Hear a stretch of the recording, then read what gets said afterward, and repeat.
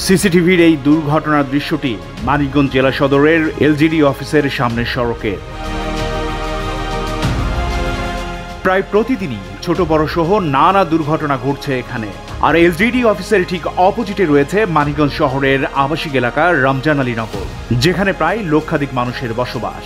এখান থেকে যে রোডটা পুরা কোনো স্পিড ব্রেকার নাই, সবাই এখান থেকে যে যার মতো হুন্ডা, বিশেষ করে হুন্ডা লারা যারা বেগতি সব উলগতি নাই চালাচ্ছে, কোনো স্পিড ব্রেকার নাই। যদি এখানে স্পিড ব্রেকার থাকতো তাহলে আজকে সেই অ্যাক্সিডেন্ট হতো না।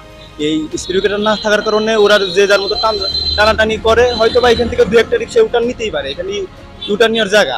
এখানে স্পিড ব্রেকার যদি দেওয়া থাকতো তাহলে আমার মনে হয় না আজকে এই অ্যাক্সিডেন্টটা হতো। স্পিকার থাকলে পারে, এটা ভিড় থাকলে পারে, তাহলে হয়তো অ্যাক্সিডেন্ট হতো না।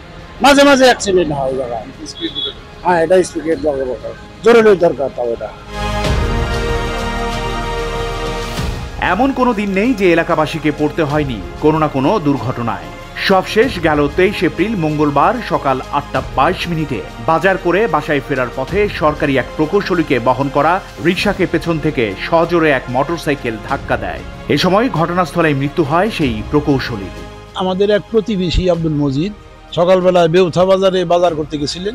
বাজারের থেকে সদাইপাতি করে রিক্সা নিয়ে বাসায় আসার পথে এলজিডি অফিসের সামনে পূর্ব দিকে ফেরার পথে ওখানে স্পিড ব্রেকার না থাকায় ওই ডাইরেক্ট রিক্সাওয়ালা চালাইছে, এদিকে তো খেয়াল না করে এদিকে ডাইরেক্ট উত্তর দিকে থেকে একটা দ্রুতগামী মোটর সাইকেল আইসা সরাসরি ওই রিক্সার সাথে লাগিয়ে দিয়েছে।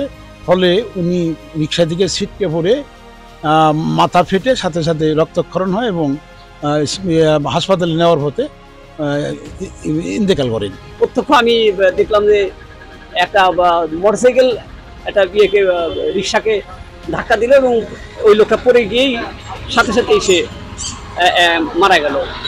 এবং এখানে আমার মনে হয় প্রতি মাসে কমপক্ষে 20 থেকে 30টা অ্যাক্সিডেন্ট হয়। মোটরসাইকেল, হেলো বাইক, আদার্স যে সমস্ত যানবাহন হয়, প্রতিদিন একটা না একটা অ্যাক্সিডেন্ট হয়। এলজিডির এই সামনের সড়কটি এখন রীতিমতো পরিণত হয়েছে মৃত্যুপুরীতে। সড়কটিতে কোনো প্রকার গতিরোধক না থাকবার কারণে প্রতিদিন এই সড়কটি দিয়েই অতিরিক্ত গতিতে চলাচল করছে রিক্সা, মোটরসাইকেল সহ ছোট বড় বিভিন্ন রকম যানবাহন, যার ফলে প্রায় 5 বছর যাবৎ এই সড়কটিতে ঘটছে নানা দুর্ঘটনা। এতদিন অতিবাহিত হলেও গতিরোধক বা স্পিড ব্রেকার দেবার বিষয়ে কর্তৃপক্ষের কোনো টনক নড়েনি। বরাবরই দেখা গিয়েছে উদাসীনতা। তবে মানিকগঞ্জ পৌরপিতা রমজান আলী বলছেন, এবার বিষয়টি সমাধানে দ্রুত পদক্ষেপ নেওয়া হবে। রমজান নগরে অনেক লোকজন বাস করে, এখানে লোকজন ওই টার্ন ওভার নেওয়ার যে এই যে 5-6 মাসের মধ্যে 3 জন লোক মারা গেল। সেদিনটাও এই আজকে যে 3 দিন আগেও এলজিডির এক কর্মকর্তা সেও মারা গেল অ্যাক্সিডেন্ট, মোটর সাইকেলের অ্যাক্সিডেন্টে মারা গেল। এটা খুবই দুঃখজনক। তাই আমরা এলজিডি সহ এবং এই এলাকার সহ শহরের সমস্ত মানুষ বলতেছে এখানে একটা স্পিড ব্রেকার দেওয়ার। স্পিড ব্রেকার আমি